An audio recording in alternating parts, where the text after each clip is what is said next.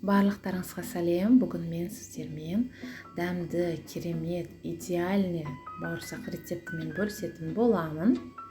Ең алдымен електен өткізілген ұнымызға осылай барлық қоспаларымызды қосып, жұмсақтау етіп қамыр илеп аламыз. Қамырымызды жарты сағат 40 минутқа тұндырып қоямыз.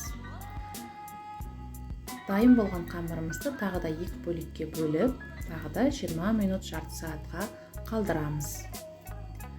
Қамырымыз дайын болды.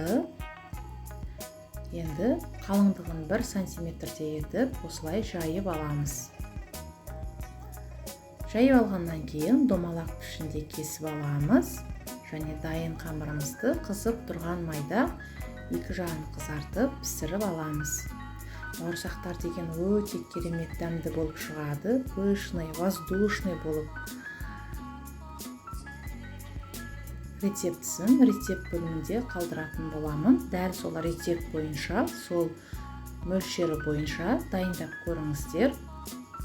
Идеальный бауырсақ болып шығады. Қонақтарыңыз риза болып кететін болады. Барлықтарыңызға ас болсын.